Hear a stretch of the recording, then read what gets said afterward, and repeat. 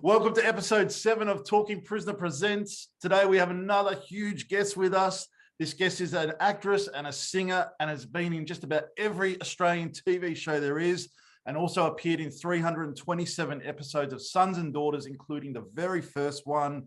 She's also been in movies including Possession, TV show The Flying Doctors, GP, Frankie's House, Law of the Land, Cody the Burnout, Big Sky, Heartbreak High, Computer Crash 2000, Head Start, Farscape, Back Burner, Love in the First Degree, The Secret Life of Us, The Father of the Bride, All Saints, and Neighbours. She's also in one of my favourite bands, the Chantoozies. We are, of course, talking about Ally Fowler, who played Angela, Hamilton / Palmer / Keegan in Sons and Daughters, and, of course, Simmo in Wentworth. Where do you get all the time to do all this work? Oh my God, I'm exhausted.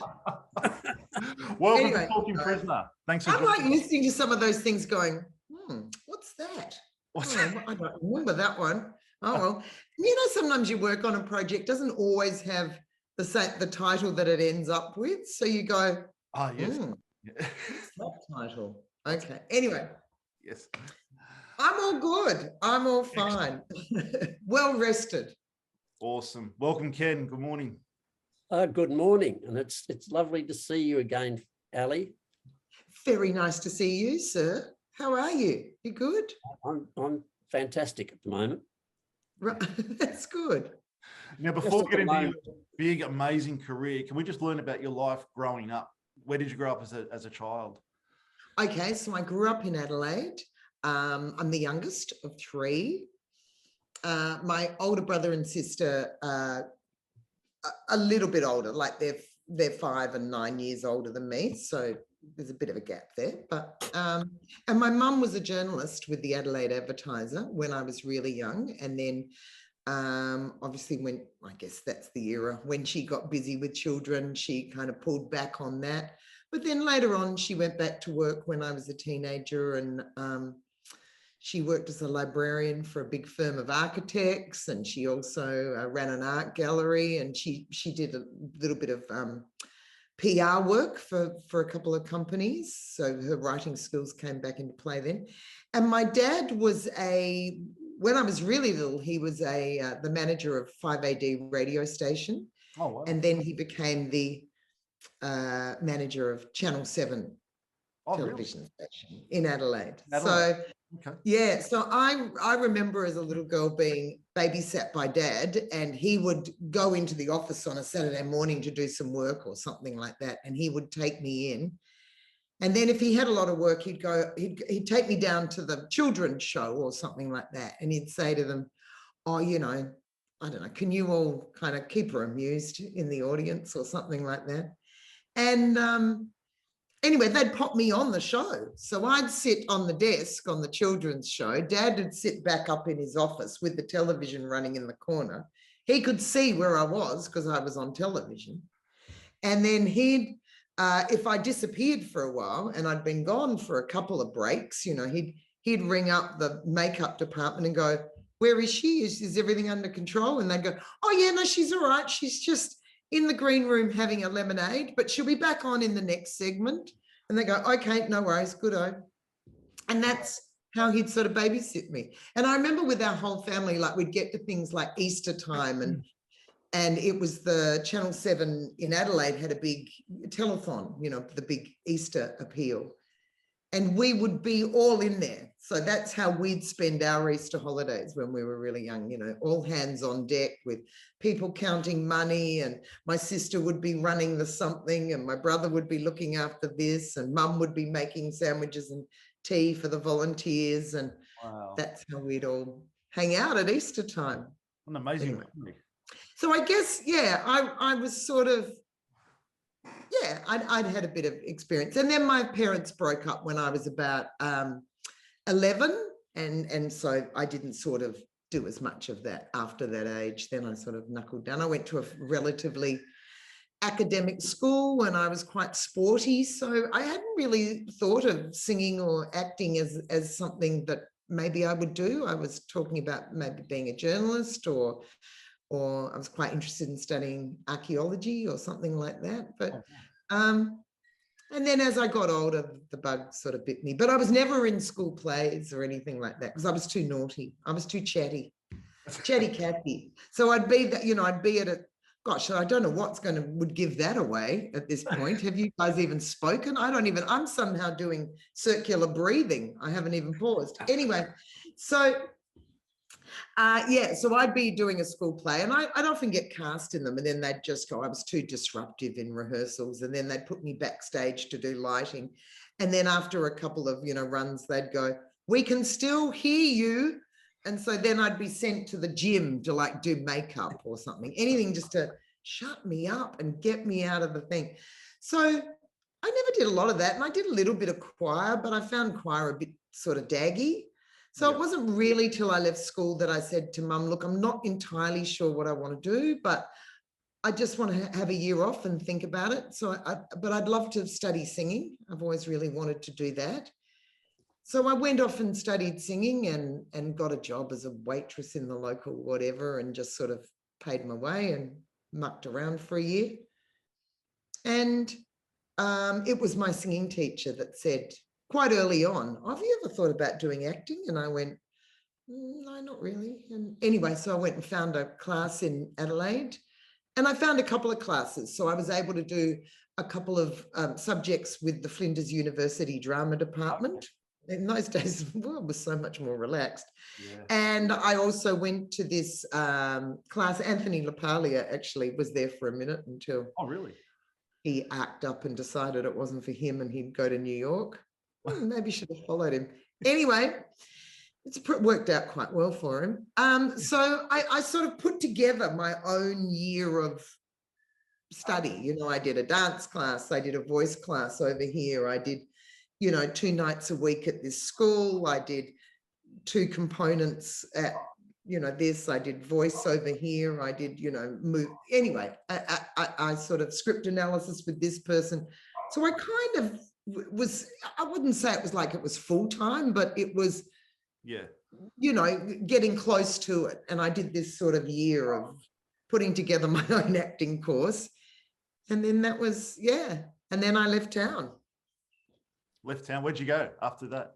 Melbourne. Well, I went up to Sydney and I did the rounds of all the auditions, and my father was living in Sydney at that point. So I went up to see him, did the rounds. In those days, you could do a thing called general auditions. Came back home with the view of auditioning for NIDA and the VCA. So was working on my pieces. You have to have a Shakespeare and another piece, contemporary piece. So I was working on those. And I got a call from my general audition that I'd done at Grundy's saying, look, we'd really love to cast you in this role of Susan, the nurse in Sons and Daughters. And I was like, oh, shit, I don't think I'm quite ready. And I'm thinking of going to NIDA or VCA if I get in, and I'm hoping I'll get in. And so maybe, I don't know, what do I do? Have I got enough training? Have I got enough experience? And then I just sort of went, you know what? I'll do it. I'll go for a year. I'll do it. Sink or swim. I can always go to NIDA after that. I'm still only 19. It'll be fine. Off I go.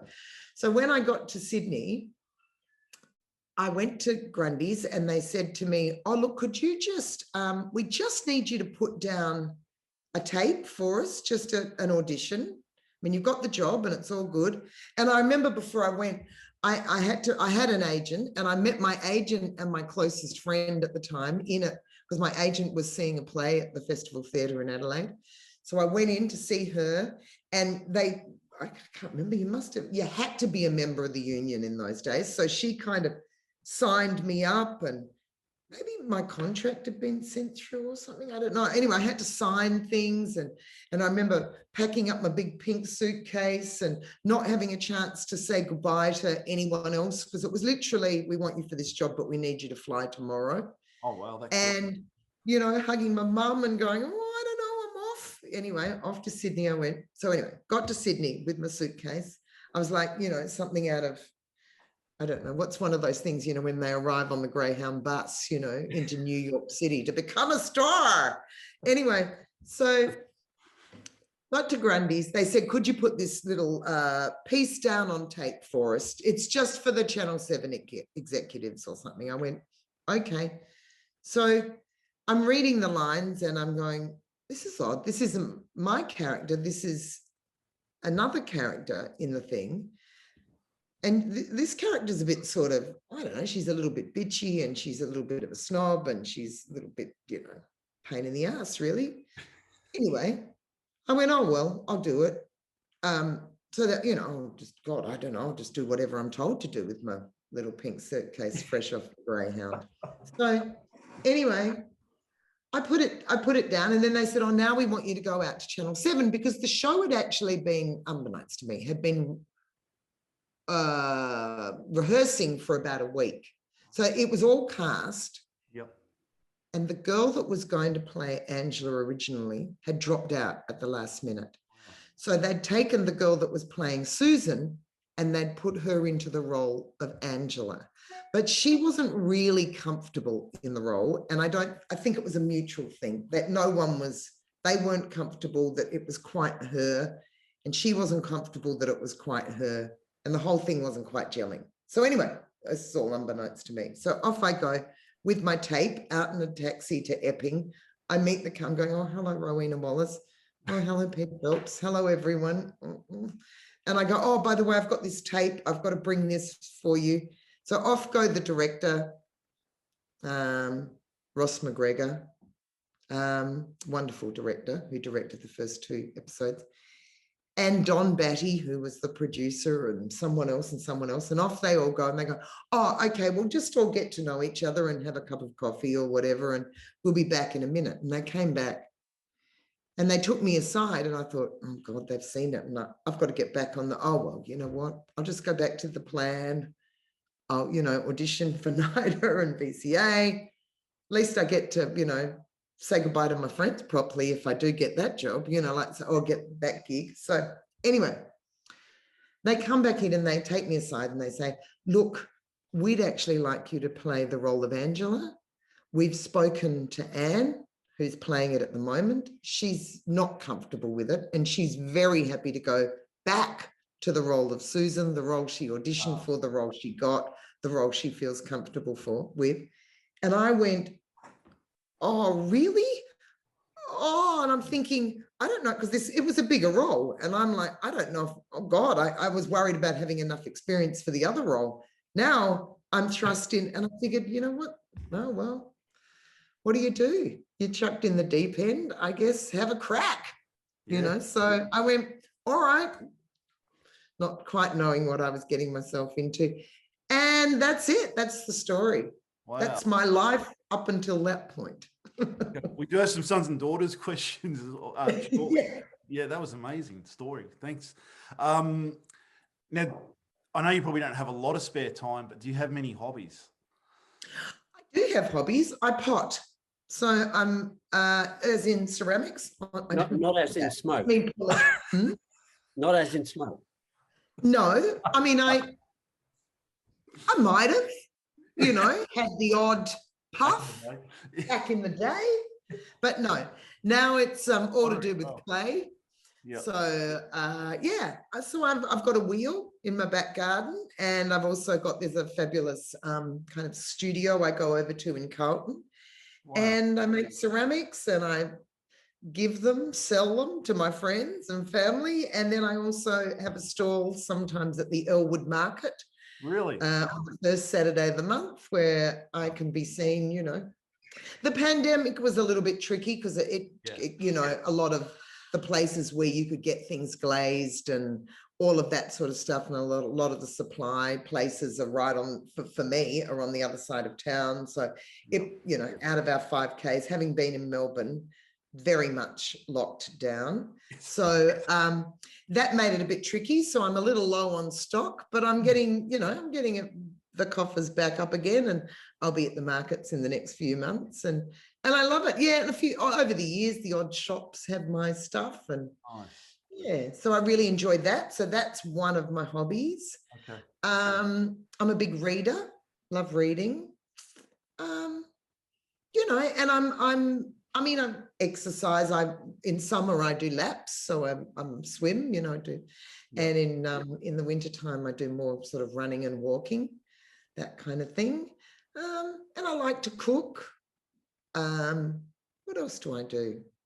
I don't know. I've always had sort of lots of hobbies, you know, like over the years, at one point I started learning tennis. I mean, I'd learned tennis as a kid, but you know, how much attention had I paid to that?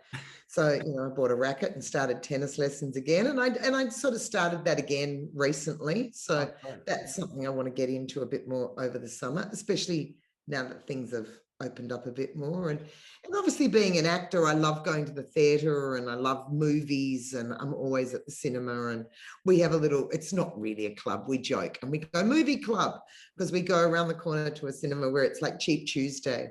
But it's a lovely old one of those neighbourhood cinemas, and we go there and we watch films, and then we go and, you know, have dinner afterwards and have a little debrief. Yeah. But we go movie club, but it's not really. Like, I love those old theatres. Say club, it's pretty loose, you know. Yeah. Amazing. Do you have a favourite holiday destination? Place you like to go? Anywhere warm. Well, when I was growing up in South Australia, we used to, when I was kid. What we used to as kids, go to Port Wollonga Beach, which is down near McLaren Vale in that sort of region down there on the Fleurieu Peninsula. In fact, I don't think it was called the Fleurieu Peninsula when I was a kid. I just went, I think they've got a little carried away with themselves. Anyway, but I love it down there. It's absolutely beautiful beach, and that would be one of my happy places. But yeah, anywhere where you can sort of just chill out and read a book. And so, you know, even just anywhere in Asia or that kind of thing where you just can stroll to the beach, or Mexico or somewhere like that, where just take your book. And I've had some wonderful beach sort of, and because I call those holidays, and then traveling is traveling to me. They're two different things. And I've done a lot of traveling. And I love it. So I guess that's sort of a hobby too. I've been to a lot of places, and, you know, Russia, South America, you know, like, I don't know, a lot of places on the planet. Wow. Over the years. Ken? I'm still blown away at the thought of you being an archaeologist, sort of Ally Croft Tomb Raider. Yeah, that's right. Exactly. Ha! Yeah. You also played Jackie Rushcutter in Law of the Land. Can you tell us about your character in that, and what are your memories of being in the show? Oh, look, I really loved Law of the Land. It was great because there are a couple of things. I was living in Sydney at the time, so one of the really lovely things about it was it brought me back down to Melbourne, and I got to hang in Melbourne for, you know, almost a year, maybe not quite that long, 8 months or something like that. So that was always nice because I got to see all my Melbourne friends again and hang out with them. And I rented a room with Elise Platt. She's a dear old friend of mine. And I remember at first, when I first came down, I stayed with Angie from the Chantoozies. And then I moved across from Angie and rented a room off Elise. She lived in this had this big old house, and I rented a room from her. So that was really nice. It gave me a chance to touch base with all my Melbourne peeps.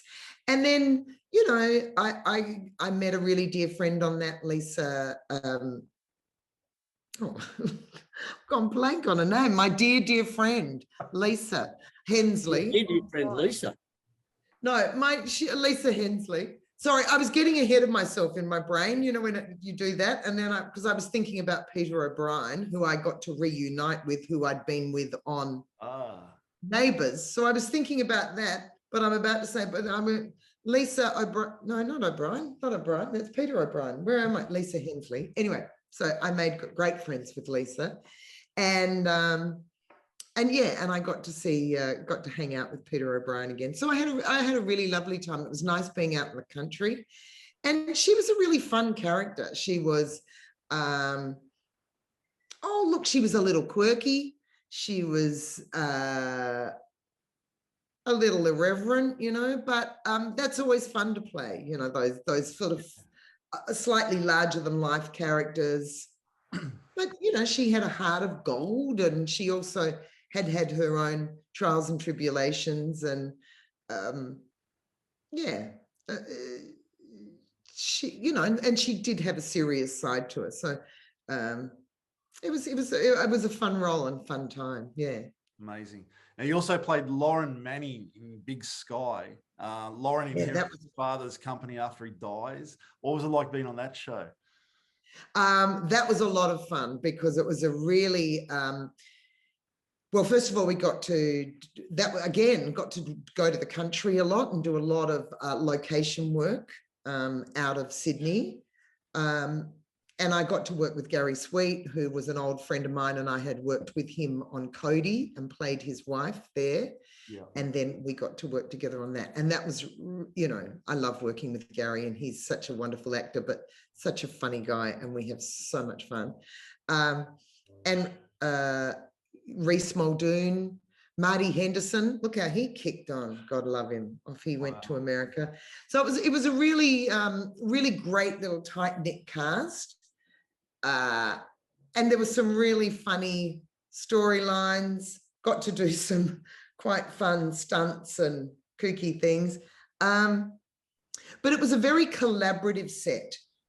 We had great directors, a wonderful DOP in Russell Bacon, some really great, you know, first assistant directors, first ADs, and it was,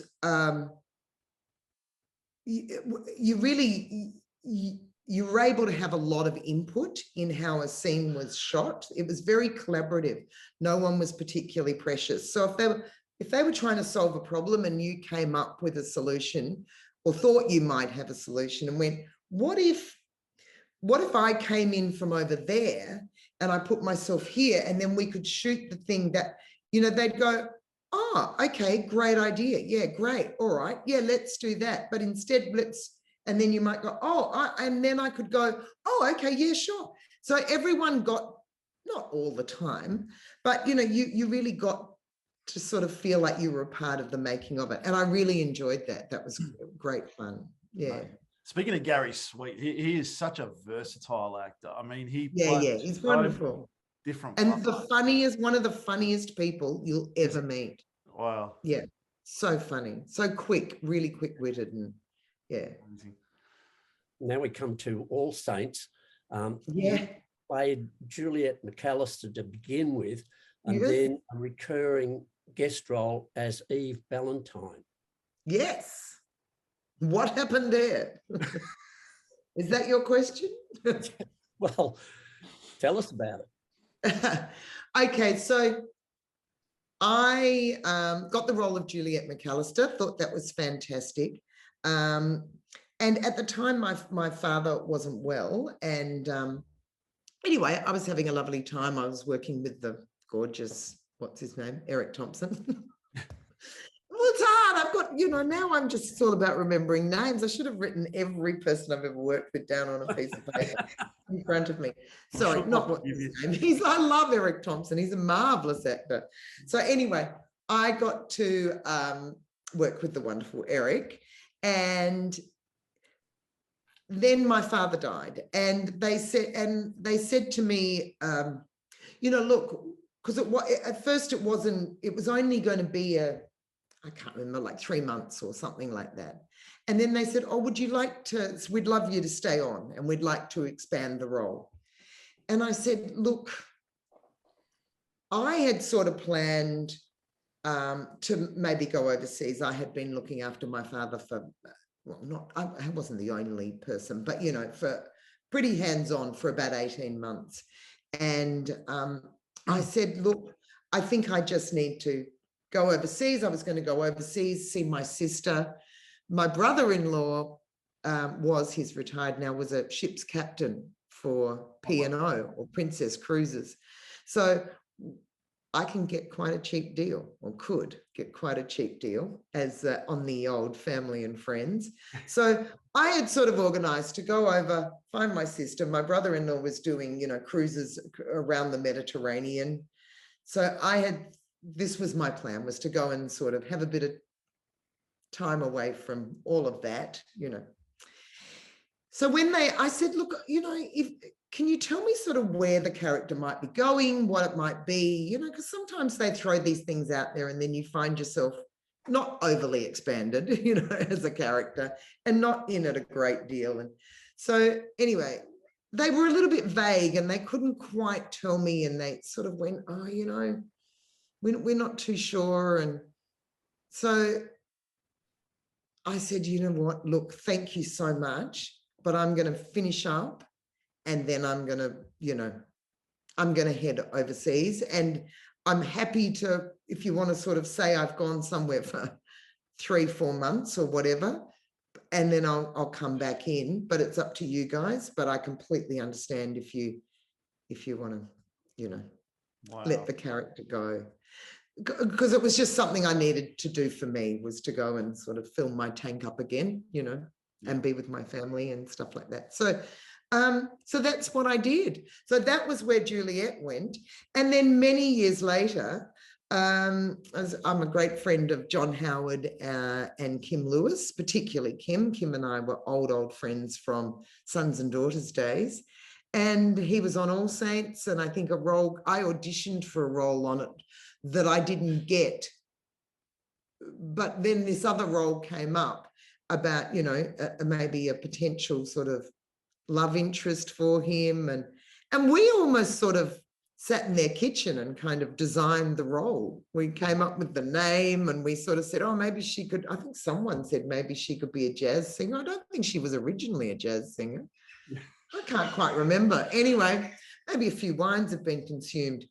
Anyway, the next thing, I got called into the producer's office a few days later to have a bit of a chat and go, would I be interested? And because, you know, John had gone to have a chat to them and go, what about Ally and what about this? And they said, oh, we were so pleased when he came forward with your name, because we had a list of about 4 actresses that we were interested in, and, you know, for the role, and your name was on that. So it's always great when an actor that you're going to be doing most of your work with says, what about this person? It puts me to the top of the list, you know.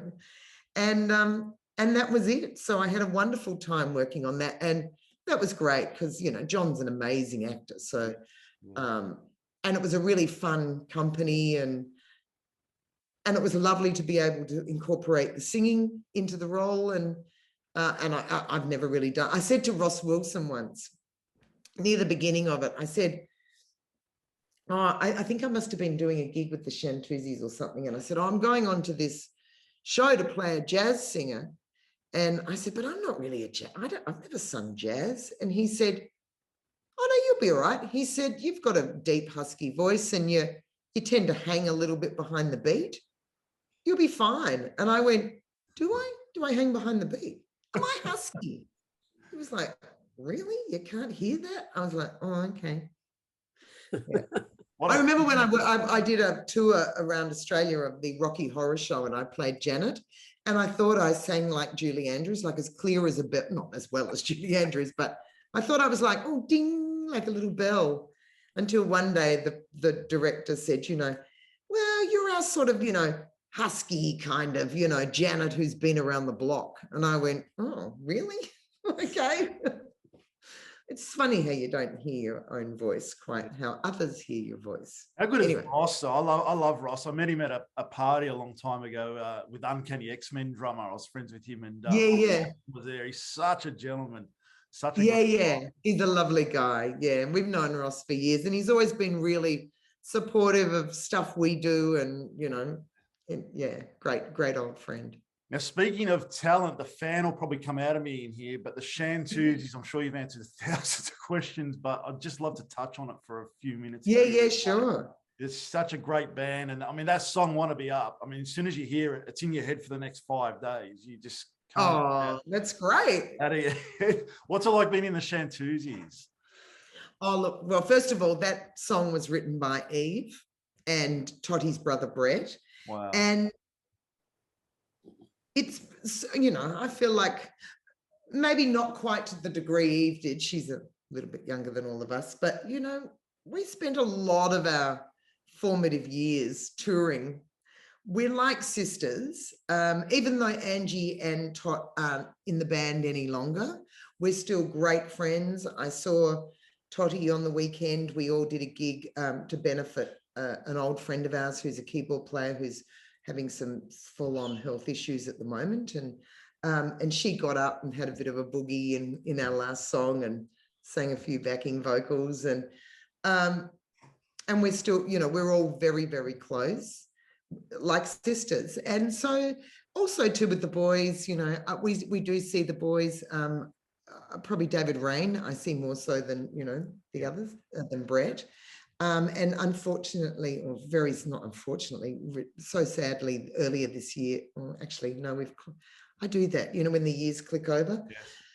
I get a bit, you know, sorry. About this time last year, our gorgeous guitarist, Frank McCoy, died. So that was terribly sad. But we all went out and we had a big lunch and we all sort of celebrated Frank's life. And yeah, it was lovely. And it was lovely to have, well, would have been lovelier to have Frank in the room, but it was lovely to have us all together there out at lunch. And Angie lives interstate, so she'd come down from Byron and we just, had a really nice time.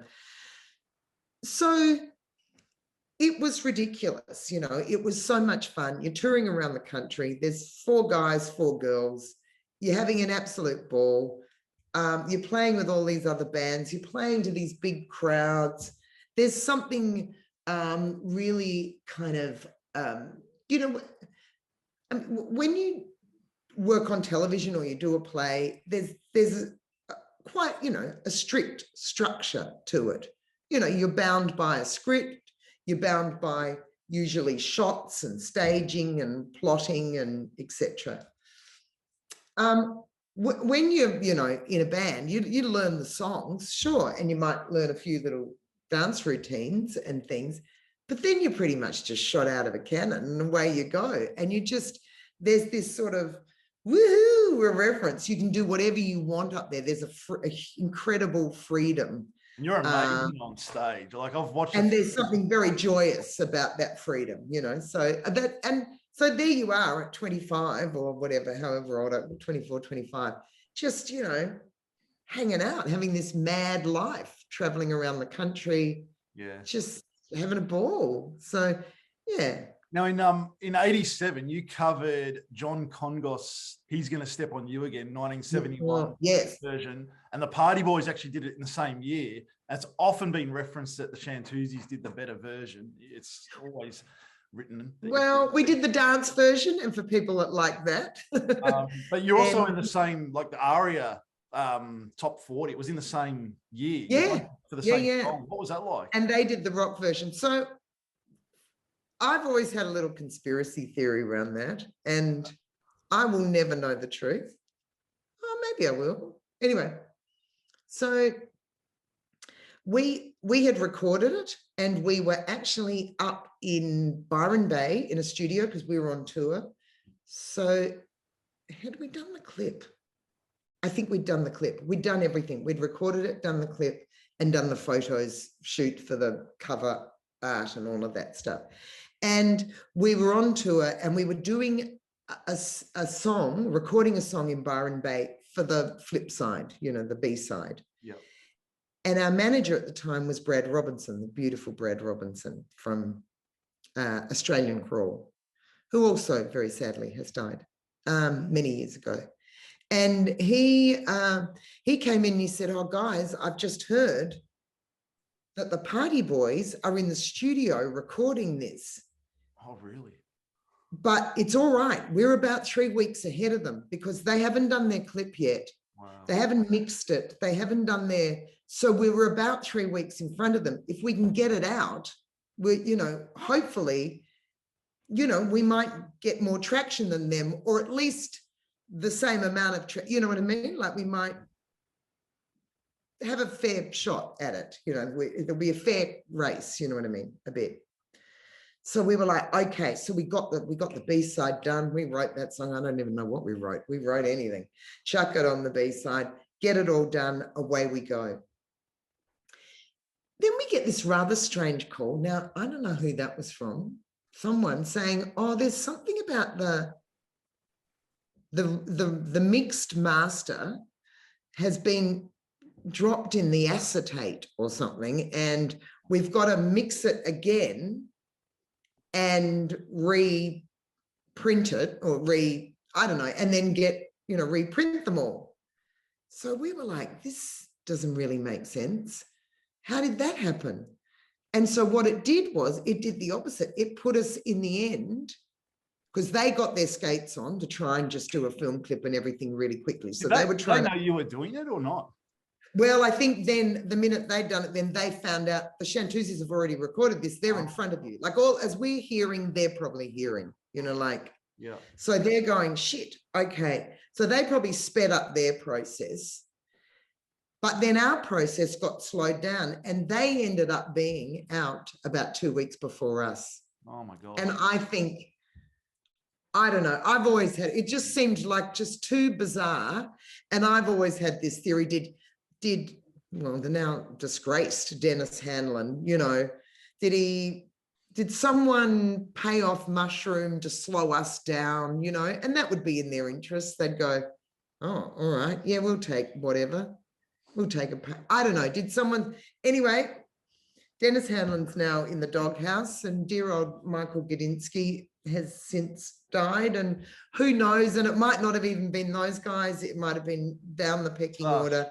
That someone, I don't know, I reckon one day I'll get onto that, because it just seemed too much of a kooky coincidence. And then they had the bigger hit. Yes, we were all in the top 40 at the same time, maybe even top 20, but they definitely, I think they almost did. They have a number 1 with it or something. They went to number 6 or something. It wasn't. Right, okay. And we were sort of further back down the thing. And then there was another version of it came out, the arty, independent, undergroundy, was it the Happy Mondays or someone like that? Or someone else did a version of it. So it was obviously quite the song of the moment. Great song. Now, you also did the 25th live anniversary with Mushroom, which I thought was an iconic concert because it was INXS's first live concert without Michael in '98, just after he passed away. Was it? Yeah, they had Jimmy Barnes front it. So it was their first time performing, which was really amazing to see. Right, there you go. See, look, I would have seen all of this, but what was it like doing that concert though? That was so much fun. Unfortunately, though, Totty was doing, was she doing Grease the musical or something, and so she wasn't able to get the night off, and which was a real shame. Yeah, because it would have been lovely to have the 4 of us up there, but. I mean, got to play at the MCG. What's not to love? And I've never done a gig again at the MCG. And as a rule, bands like ours probably don't sing the national anthem at the football. Not that I would, I'd love to, but so that was so much fun. All those bands, and such a great moment, and celebrating Mushroom, who we owe so much to, and feel very honoured and happy to have been part of the Mushroom family. And it was a lot of fun. And then we got to do the whole countdown tour, which was great, and all 4 of us got to do that. Amazing. So that was amazing as well. Before we move on, several years later, I don't know what was. Did you say 98? That was 98. Yeah. Yeah, so that was probably 8 years, maybe later, something like that. 8 years later or something, we got to do, or maybe 7 years later. Anyway, so I think it was 2006 or 7, actually. Yeah. We got to do the countdown tour, which was amazing. Yeah, that was brilliant. Before we move on now, I read something, you toured with Wang Chung. Is that right? Yeah, we did. Wow. We toured with Bananarama and Wang Chung. What was Wang Chung? And the Wang Chung guys were the best. They were so good, just absolutely adorable, delightful. We had some really lovely times with them. A couple of moments where we all went out and had a drink and, just had a really good time. We still all follow each other on Instagram, and every now and again there'll be a little message from them on one of our posts going, love you girls, and we'll go back going, love you too. And then it was a couple of years later, we then played this big concert in, where was it, here or out of Sydney at a winery, and there was Paul Young, Go West, us, Pseudo Echo, was there Cutting Crew or someone like that? And there was Wang Chung again. And, oh no, it was Cutting Crew that time, not Wang Chung, but Gareth from Cutting Crew was also in Wang Chung. So he straddled both bands.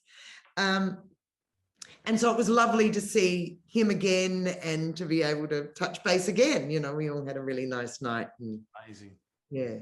Wow. Yeah. No, you're amazing on stage. Your presence, like Janis Joplin, Michael Hutchins, Jim Morrison, all one. Like you're amazing. So Thank you. love them, and you're great. So sorry, thank you so much. Just a fan coming out of me. Absolutely. Neighbours. Now we get to Neighbours. You played Neen Williams in Neighbours in 2016 and Zoe Davis in 1986. This was your second role in Neighbours. How did you get the part of Neen? Did you have to audition? No. So after I'd done my first stint, I was kind of fairly well known in the Neighbours family, you know. Not that a lot of people I'd worked with had moved on. I think the only one that was still there. There were a couple of members of the crew that was still there. Oh. There was a cameraman and a wardrobe girl and I think one of the continuity girls was still there. And then there was Stephen Dennis. And I think that was sort of it. And then a couple of the directors that I then worked with, Chris Langman and a few of those had been back there in the day. You would remember Chris. Yeah. So, no, luckily I didn't have to audition. And so after, they just rang me one day and I thought they wanted me to do Zoe. And at first I had this sort of moment where I was like, oh, I don't know. Is it a bit like going back? Do you want to go back to things? You know, that was a long time ago. And then they said, oh no, she's a different character. And I went, oh, okay. I'm so glad I said yes. I mean, not that I really thought about no for long, but, you know, I did kind of, because sometimes you do go, you know, been there, done that. But I'm sorry, I had such a good time. I loved working with Alan Fletcher. And we got to do some really lovely stuff. You know, Zoe Cramond played my daughter. Yeah. Strange that I had been Zoe and then, you know, a Zoe played my daughter. And she's a gorgeous girl. And there was some really nice family dynamic scenes of this woman who was just, you know, very sad. She lied and tricked and, yeah, you know, her way through to get, you know, very manipulative to get what she wanted. And it was just, she was a very sad character, you know, she just, life hadn't quite worked out the way she wanted. And she lived in this almost fantasy world. And so there was some nice stuff to get my teeth into, you know, yeah, which was great. And it was lovely being back on set, and I really enjoyed it. And I think that was only 3 or 4 months, but I was going, please, can I stay for longer? I love this. Anyway. So now it's very sad. It's all coming to an end. Yeah, what are your thoughts on the recent axing of Neighbours? Look, it's been around for a long time, and I knew that it had slightly slipped in Australia, yes, but it was still really big in England and parts of Europe. And I know that because I was in England a few years ago, and I ended up doing a little bit of, not like the year after I'd been on, well, I suppose they shoot ahead too. So it was probably about 6 months after I'd been on air playing Nini.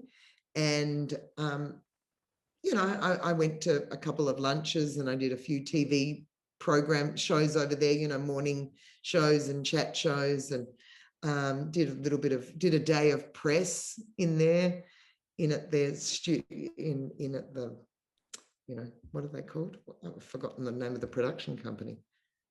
Anyway, they're in London, in the heart of London. That was kind of fun.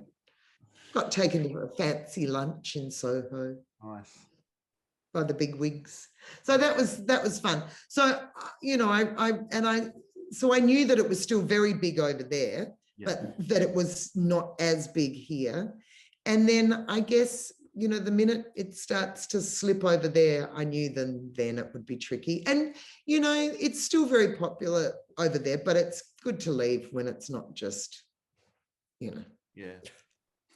Leave on a bit of a high. Leave on a high. You know, leave on the downward slope, not when it's actually hit the bottom.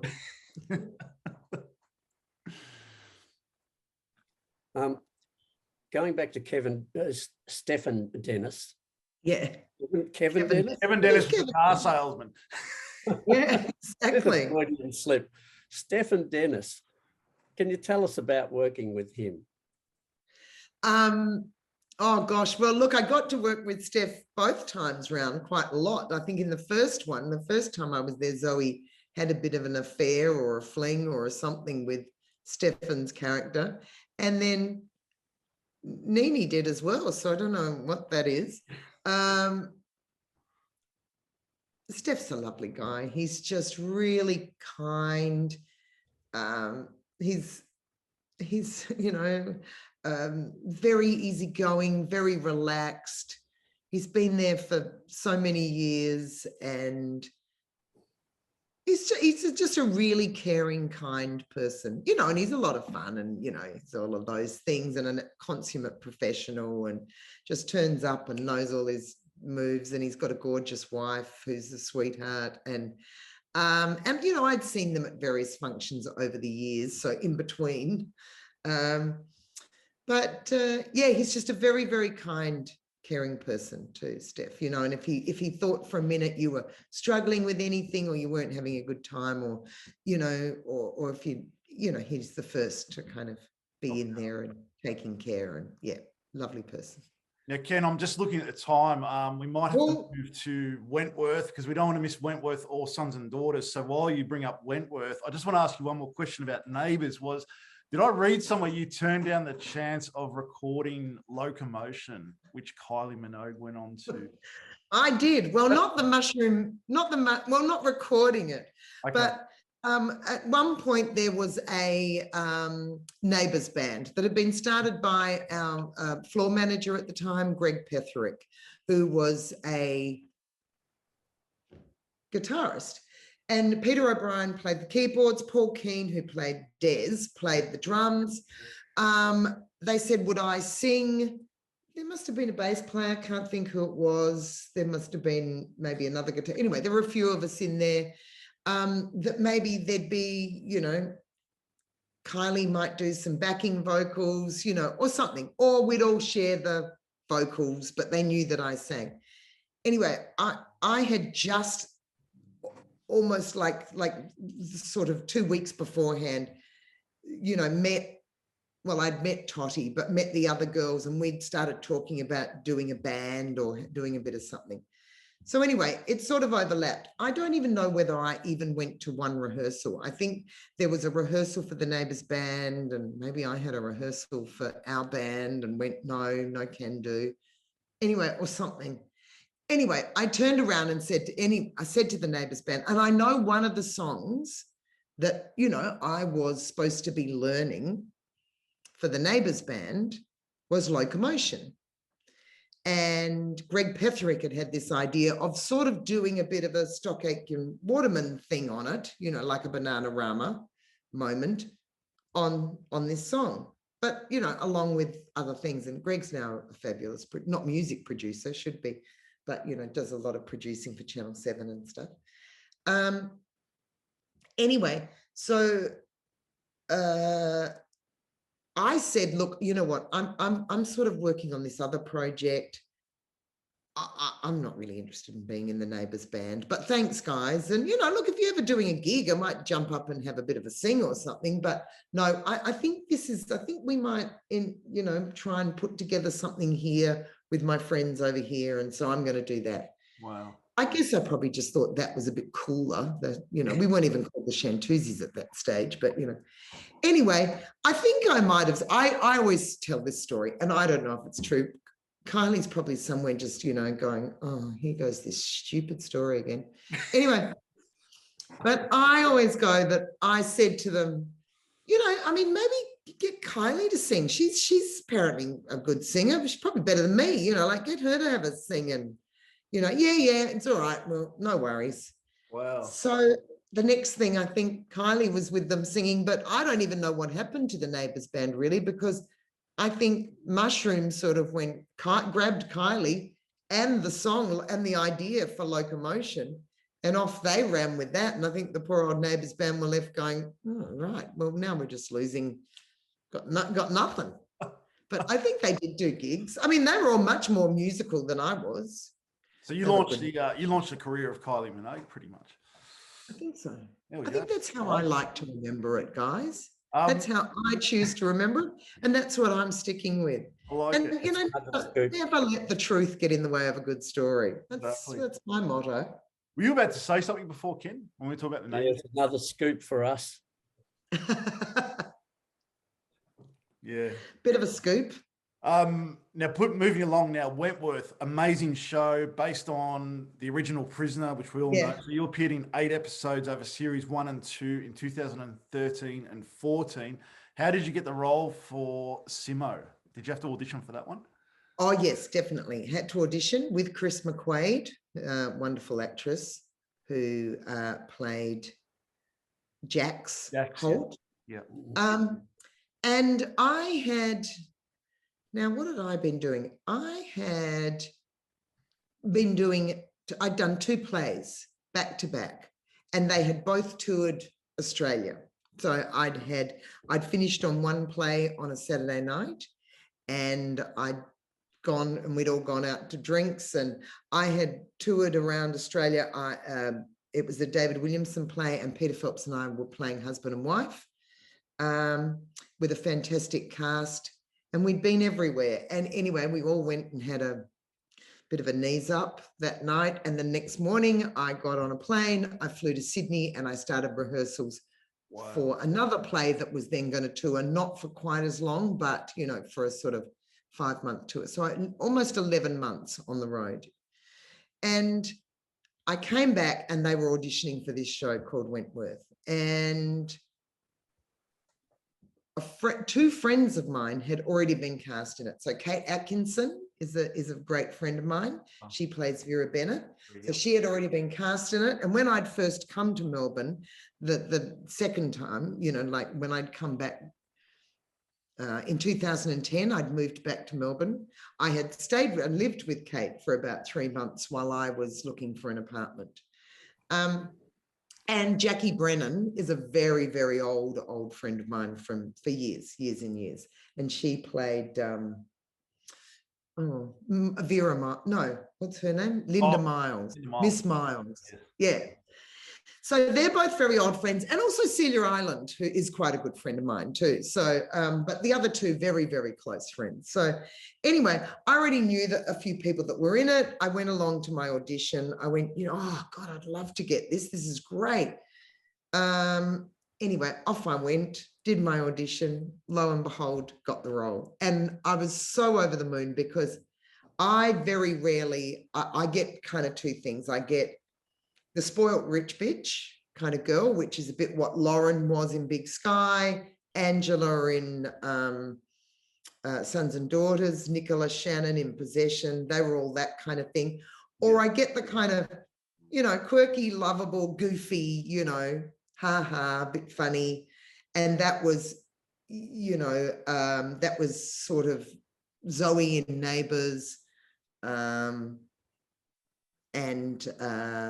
what's her name? Jackie Rushcutter or whatever she was called. I can't remember half the names. In Big Sky. Big Sky, yeah. No, not Big Sky. What was that other show? Law of the Land. So I get, they're the kind of things I get. So to get a kind of, or I get the professional, which has got a bit of the both, you know, but I get the professional sort of the lawyer, the, you know, the together kind of, I always get that, but I don't get sort of tough, you know, chick, you know, that. So it was great. I got to get in there, be just sort of, you know, tough and aggressive and strong and you know, play all these great things like, you know, being manipulative, which I had a little bit of with Nini, you know, but, you know, and do all these stunts. I had never done fight work and all of that sort of stuff.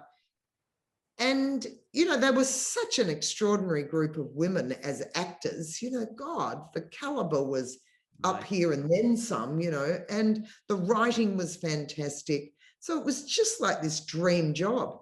I mean, it was a little bit scary. I remember like waking up in the morning and kind of going, oh my God, you know, really feeling sore from some of those fight scenes and stuff. And, you know, it is quite aggressive and quite, yeah. And having bruises on me from fight scenes and stuff, even though you do all that stunt training, you still, you know, cop a few kicks. And I remember things where I kicked people by mistake and you just feel so dreadful and, you know, because you just misfire by a millimeter and you've actually hurt them a bit, you know, but not a lot because we'd have padding. And as I said, you'd have a lot of rehearsal to make sure that that doesn't happen, but there's still the odd misfire. Yeah. So it was just fantastic. Yeah. I loved it. Loved that job. And no makeup and pretty uncomfortable, frowsy sort of uniform or clothing. Exactly. I mean, I just got to pull on a tracksuit. I was in makeup for all of about 10 seconds. And once you got over, you know, your vanity gets over that bit and you go, oh, all right. You look at yourself in the mirror and go, oh, really? Okay. All right. Oh, you know what? It doesn't matter. Here we go. Yeah.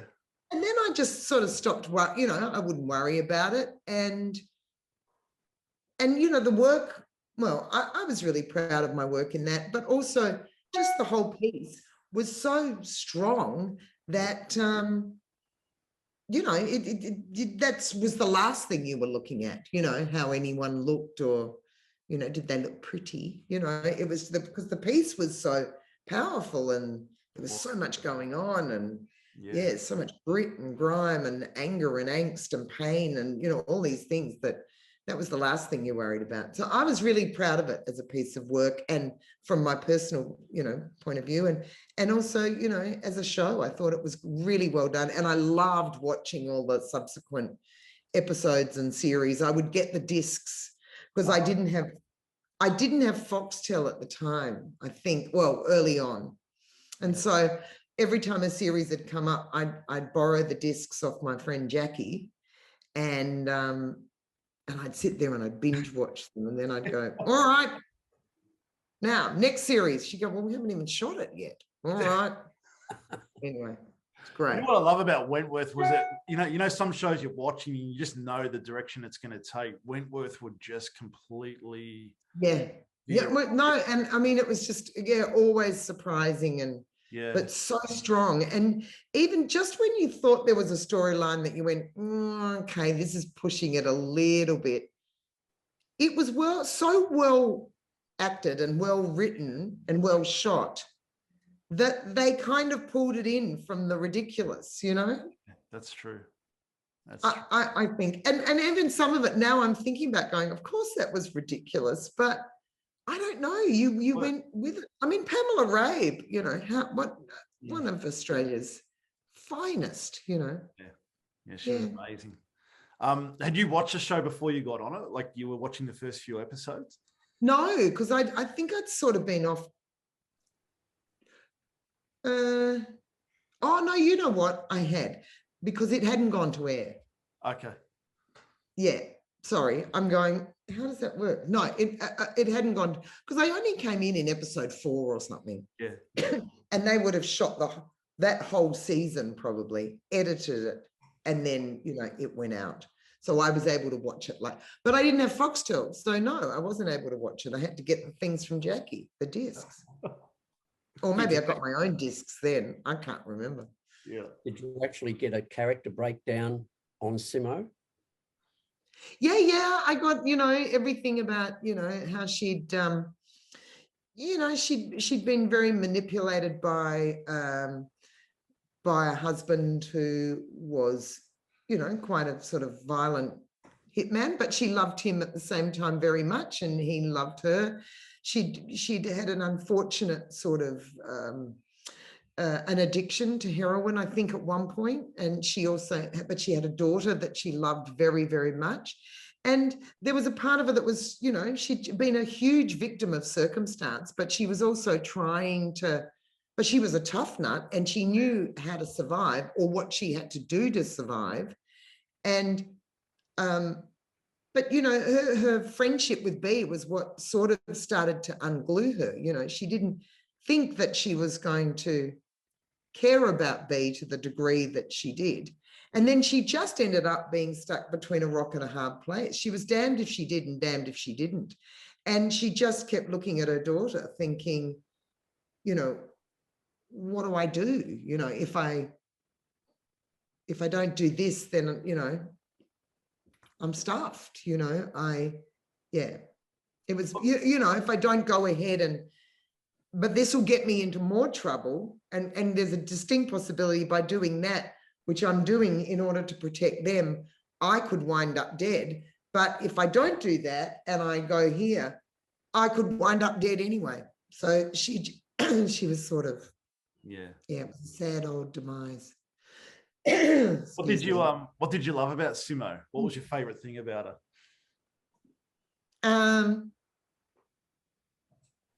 I guess I loved that she had a toughness and a resoluteness, and she took no prisoners, you know, excuse the pun. But and that she was, she didn't take any shit, I guess is what they'd say. But I also but her love for her family, and you know, and at the heart of it, you know, she was someone that cared. She did, you know, she just wasn't some sort of one-dimensional thug, you know. She really did want to kind of better her life. And I think given a different set of circumstances, she'd, you know, hopefully go away somewhere with her daughter and her husband and just have a different life and go, please, can we? And I think there was a freedom for her once Jax Holt had died. It's just that then she was sort of embroiled in the Holt family business.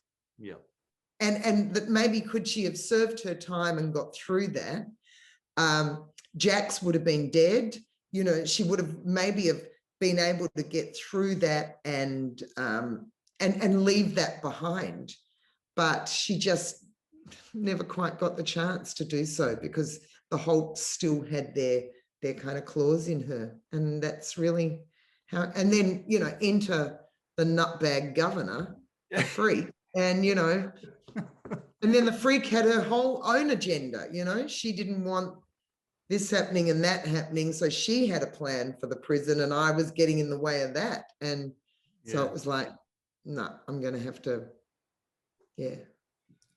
anyway. I'm jumping a couple of questions here, Matt, but can you tell us how far in advance you knew that Simmo was going to die from an overdose?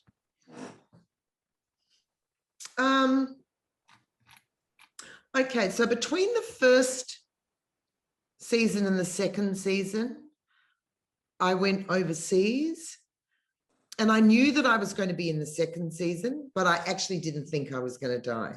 So I came back from overseas. It was a bit sad.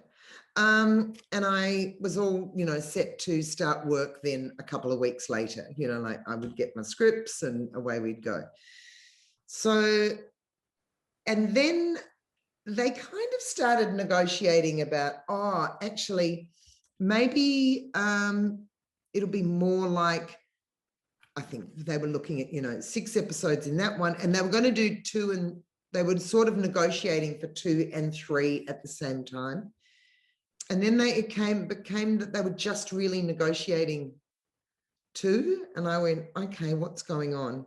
And then they came to me saying, look, we've decided. And it went backwards and forwards like that for a while, with me being a little bit in the dark as to what was going on, like why, and my agent, you know, and all of us going, I don't quite understand what's going on here. Why? Oh, okay. So they just want to negotiate 2. And then it came up, no, look, this is what's going to happen. You're going to die at the end of 2 or near the end of 2. And I was like, oh, really? And it all felt a bit crammed to me. You know, I felt like, oh my God, suddenly I'm doing this, I'm doing that, I'm doing this, oh, I'm gone. Poof. And then I was oddly up in Sydney doing another play and for the ensemble theatre. And that's when I got the call that they'd love to have you in season 3, just in one episode that's a sort of flash, ghosts of, you know, future, present and past, or whatever, you know, as a sort of moment, a hallucinogenic moment for the freak. And so they flew me down one day and I shot, and I flew back that afternoon in order to be on stage the next night. Wow. Or that night, you know, to do the play. So yeah. Would you have liked to Didn't get to hang around much and see everyone. Had to whiz in, do it, and whiz out again, which was a bit of a shame. But yeah. Would you have liked to stay on longer as Simmo? Yeah, most definitely. I would have loved it. Yeah. I would have loved it for it too. You could have gone a lot longer. Yeah. It's just, you know, sometimes with these characters, and it's nothing to do with anything, it's just the way the writing goes. And some people come in and, you know, they go, actually, you know what? Maybe we'll focus more on that in this season and that. And you just happen to be signed up and, oh, luckily you're in, you know, so you get to hang around for a bit longer. But, and then, you know, and then other times they go, oh, you know what though, maybe, and then you're like little, you know, unfortunately for us as actors, we're at the mercy of them, and we're like little chess pieces on a board. And if they sort of go, oh, you know what, let's go down this road and let's do that. But they could just as easily be sitting in a room and go, you know what, maybe let's focus on that for this season and we'll do this more and then you get a bit more, you know. But wow, just the way it happens. I would have loved to have done more, but you know, it was nothing to do with anything other than just that's the way the story went, you know. Yeah. No, you're brilliant. Yeah. Thank you. Yeah. I'm moving on further, Matt, because yes, move on. Yes, I'm looking at time. We've got 15 minutes left. So sorry, guys. No, that's okay. One of your questions: did you receive a lot of attention from fans and viewers when you were out and about at the time the show was on air? And where is the most unusual place you've been recognised? Okay. Firstly, yeah, I did get quite a lot of recognition, and I have since been to England. As I think I mentioned earlier, I've got my sister and nephews and brother-in-law, etc. And I've got a lot of friends live in England, London. So I had, I've been there since the show a couple of times, and both times, I've been twice, maybe even 3 times in the last 6-7 years. But yeah, both of those times got a big response from people. And also too, a few times I've been in Europe, like, and I can't think where, but there's been some other times I've been in, you know, and I've had fans come up to me. So yeah, definitely not just in Australia, but Canada, I got a few sort of, you know, woohoos and wahos. Really? Yeah, it's big because the original Prisoner was very big in Canada. Yeah. Huge. So, yeah. So, yeah, I have definitely had and always great positive feedback, and everyone loves the show and loved the character, and so it's always nice. But the funniest one was once I was a couple of years ago. I was in the city. Now I'd been somewhere and I was in the city quite early on in the morning. I think I had to go in and do a radio interview, you know, one of those things like on breakfast radio. So at about 7:30 or something in the morning, God forsaken hour, I'm walking back to my car, and it was past the courts, and there was a divvy van, you know, sitting in like a police van, you know, sitting in front of the courts. And I'm just strolling back and I'm thinking, oh, maybe I'll go and grab a coffee or something and, you know, those things where you go, right, well, I'm now wide awake and fully up for it. And it's 7:30 in the morning. I've probably got a bit of makeup on. I'm like raring to go. What shall I be doing with my day? Anyway, I might go and get a coffee and whatever. And then maybe I'll stay in the city and do some shopping or something. But nothing will open till 9 o'clock. So all of this is running through my head. And I hear, hey, Ally. And I think, and I look around and I can't really see anyone. And then I go, hey, Ally, over here. And I look around and I see a couple of sort of, I don't know, businessy men in suits and someone going, and I think, no, they're not calling. It doesn't look like they're calling me. Anyway, then I get one more, hey, over here. And I look over towards the van and I realize there's some guy who's obviously waiting to go into court in the back of the van. I don't know whatever happened to him. I didn't obviously go over and stick my face through the grill and go, hi, how are you? But when he went, oh, yeah, I loved you in Wentworth. And I was like, great. Well, now you're getting to possibly go and experience yourself. Real life. Yeah, experience it all. So there we go. So that was one of my, I think possibly my funniest. Well, not funny. It's sad, poor guy. I hope he, I hope if he was supposed to get off, he got off. And I hope if he wasn't supposed to, he got rehabilitated or whatever, or learned his lesson. I don't know. But, anyway, but it was a kooky moment. That's hilarious. I'm going to steal one of Ken's questions. Did you ever watch Prisoner, the original? Yes, I did. I watched Prisoner a lot.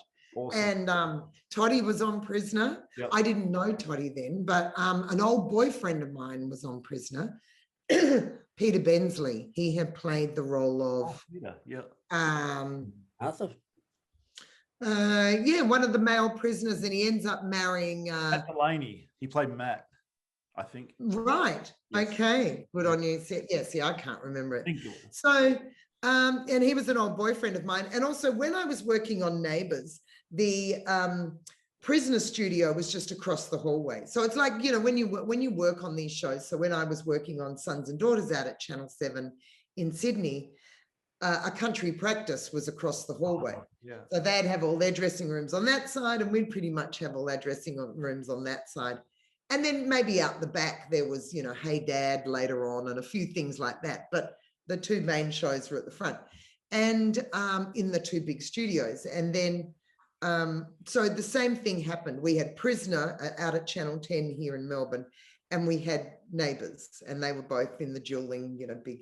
And then there was the odd sort of Saturday morning show and game show and things that would happen, but they were the two big dramas that were happening at the time. So, we would sort of all bump into each other at the canteen or, in the corridors, that kind of thing. Yeah.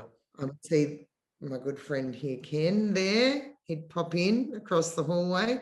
And I was saying before to you, there was the odd director when they'd pull an all-nighter in the editing suite. Because we shot an extra half hour of television a week, I think we would start a little bit earlier in the morning, and sometimes you'd arrive, your call might be the first call up, you'd arrive into makeup at some godforsaken hour, and there would be maybe one of these directors that might have pulled an all-nighter, was exhausted, but they had to go and direct that day, and they'd sort of slept or ended up sleeping on the floor of the editing suite or on the couch, in the editing suite. And they'd be having a little bit of, whatever put on their eyes just to sort of, a few eye drops in there in our makeup department, because their makeup department wouldn't have been open yet. Anyway, so yes. Of course. And so I watched Prisoner because, we had that affiliation, and it was a great show. I loved it. God, it was fantastic.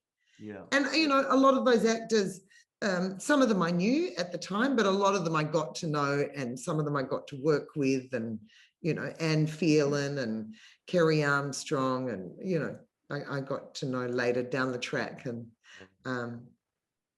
that was because there was Genevieve Lemon, wonderful actress, and some fantastic. It was so much fun. Fantastic people. Really launched some careers of some amazing. Yeah, but I thought it was such a great series, and a really sort of ahead of its time kind of series. Definitely. There wasn't, anything that sort of aggressive and rough and, you know, with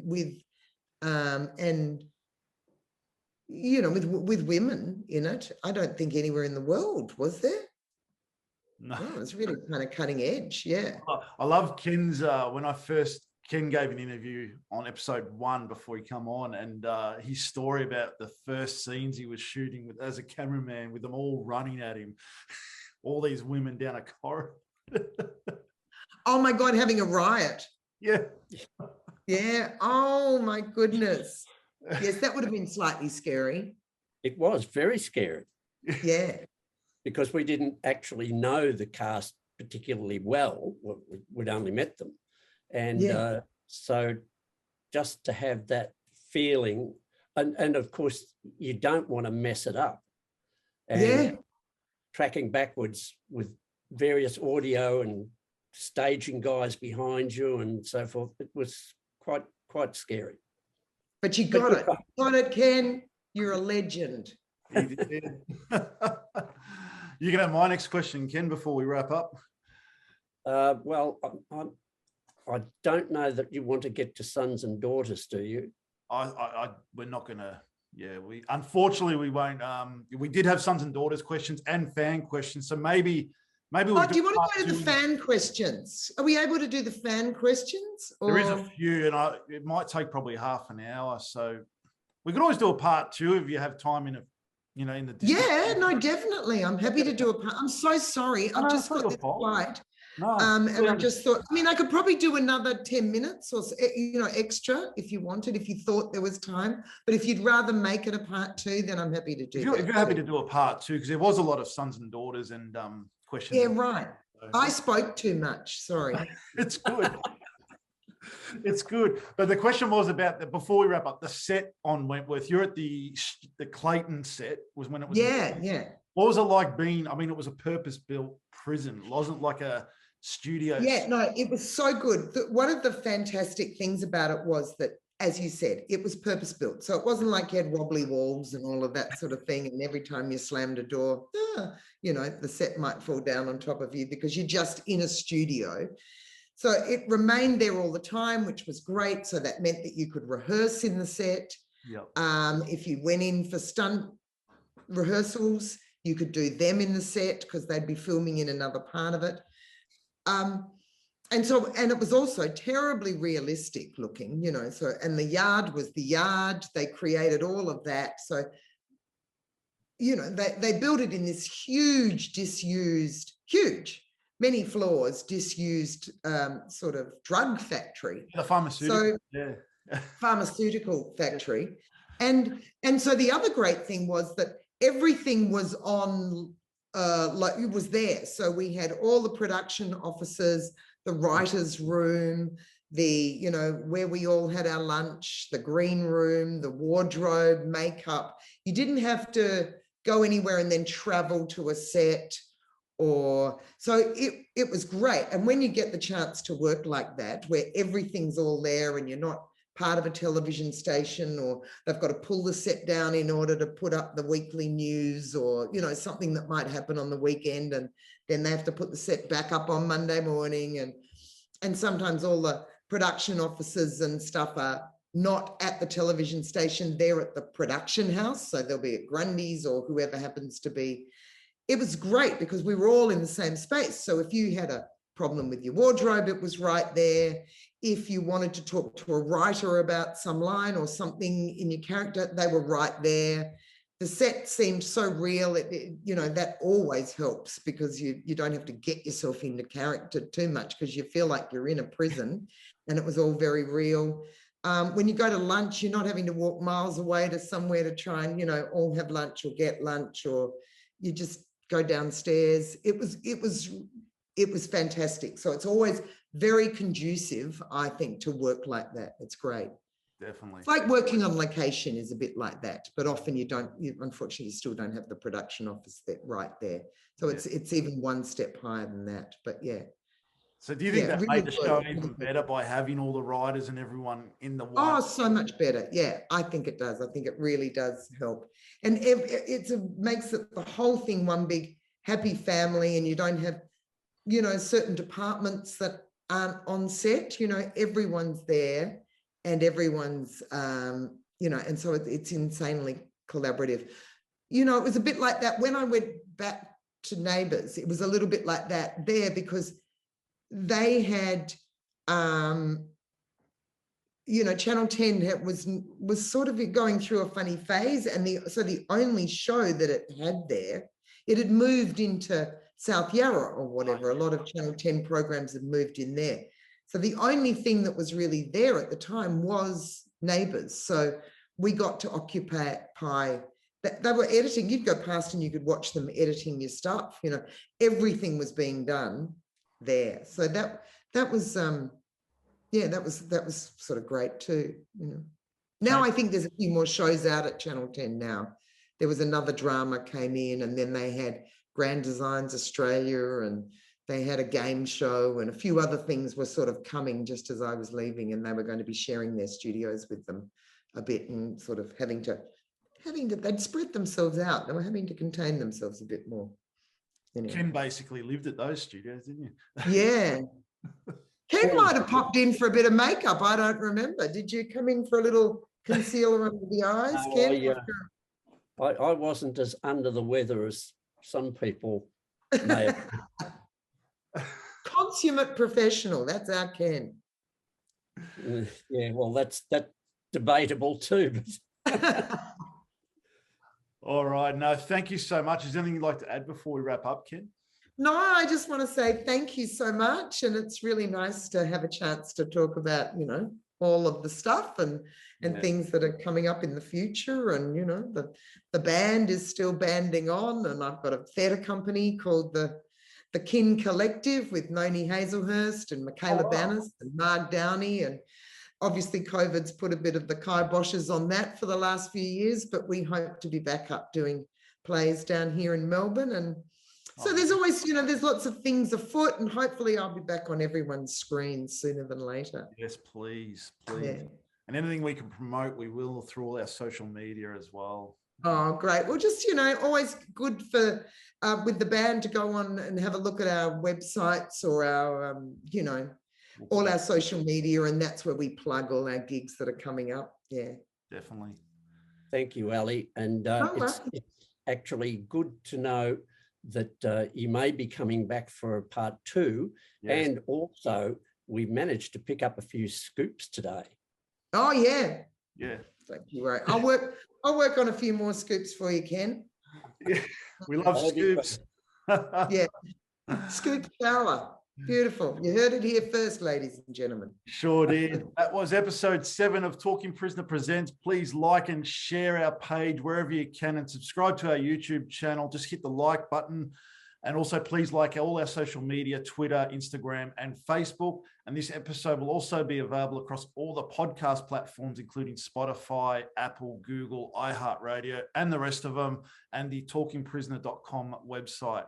Thank you so much, Ally. It's been an absolute pleasure. No, thank you. And thank you, everyone, and for creating such a fabulous thing.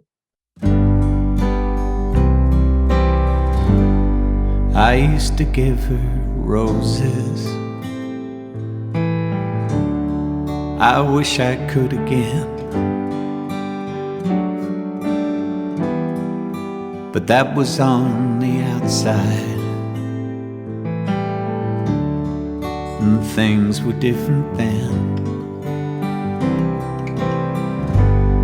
We'd build our world together, sharing all the love we'd known, till I had to face the nightmare, waking up alone. On the inside the sun still shines, and the rain falls down, but the sun and rain are prisoners too, when morning comes around.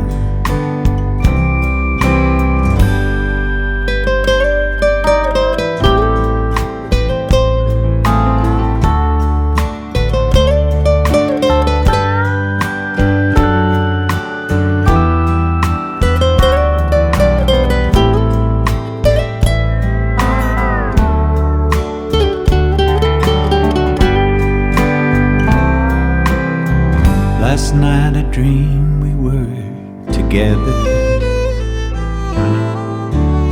sharing all the love we'd known, till I had to face the nightmare of waking up alone. On the inside the sun still shines and the rain falls down, but the sun and rain are prisoners too when morning comes around. On the inside the roses grow, they don't mind the stony ground, but the roses here are prisoners too when morning comes around. I used to give her roses, I wish I could again, but that was on the outside, and things were different then.